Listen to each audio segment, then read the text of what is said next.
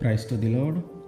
ఈరోజు దేవుడు మనకిచ్చినటువంటి వాగ్దానం ఏమిటంటే, సమూయేలు రాసిన 2వ గ్రంథము 22వ అధ్యాయము 44వ వచనం. జనులకు అధికారిగా నన్ను నిలిపితివి, నేను ఎరుగని జనులు నన్ను సేవించెదరు. ఆమేన్.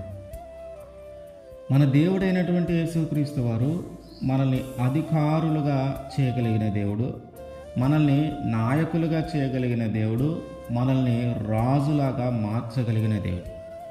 మనల్ని ఎరుగని ప్రజలు మనల్ని సేవించే అంత గొప్ప స్థానంలో ఉంచగలిగిన దేవుడు.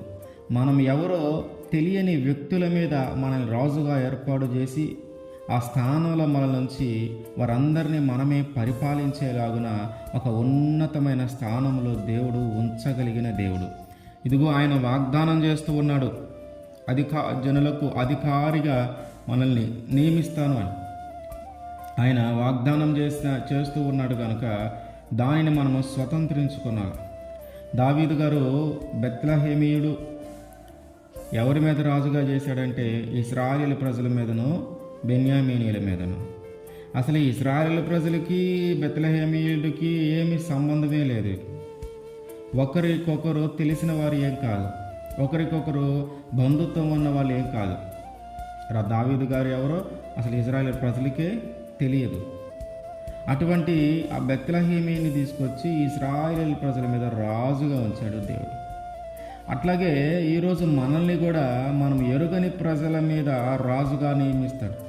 మనం ఎరుగని ప్రజల మీద అధికారులుగా నియమిస్తాడు. మనం ఎరుగని ప్రజల మీద నాయకులుగా నియమిస్తాడు. ఆయనకి సాధ్యం కానిది ఏదీ లేదు, ఆయనకి సమస్తము సాధ్యమే. అయితే ఆ వాగ్దానాన్ని మనము స్వతంత్రించుకోవాలా? ఆ వాగ్దానాన్ని మనము స్వతంత్రించుకోవాలంటే మనము ఖచ్చితంగా దేవునికి లోబడే జీవించాలి. దావీదు గారు వాళ్ళ తండ్రి లేదా వాళ్ళ అన్నలు అందరూ కూడా ఆయన పెద్దగా పట్టించుకోవాలి.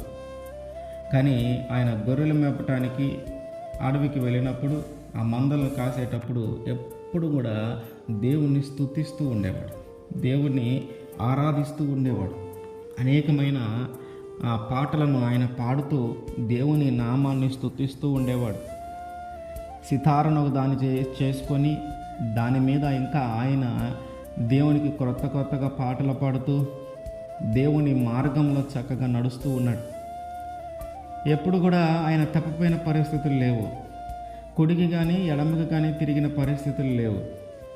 ఆయన జీవించిన అంటే దేవుడు పిలవటానికి ముందు ఆయన జీవితము చక్కగా దేవుని చిత్తానుసారంగానే జరిగింది. ఎప్పుడు కూడా స్తుతి ఎక్కువగా జరిగింది. ఈ విషయము అన్నలకు కానీ తండ్రికి కానీ ఎవరికి తెలియని పరిస్థితి, వారికి ఎవరికి తెలియలే. కానీ దేవుడు చూశాడు, దేవుడు గమనించాడు, పరిశీలించాడు.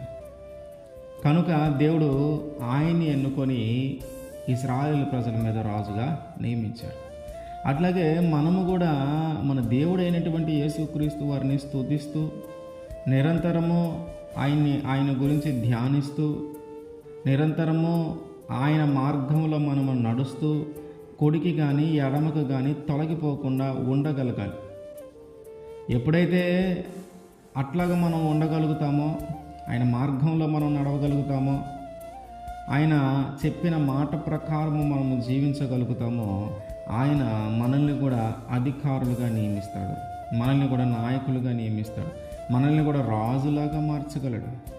ఎరుగని ప్రజల మధ్య మనల్ని తీసుకెళ్ళి ఒక గొప్ప స్థానంలో ఉంచగలడు. ఎరుగని ప్రజలు మనల్ని సేవించేటట్టుగా ఒక స్థానంలో ఉంచగలిగిన దేవుడు.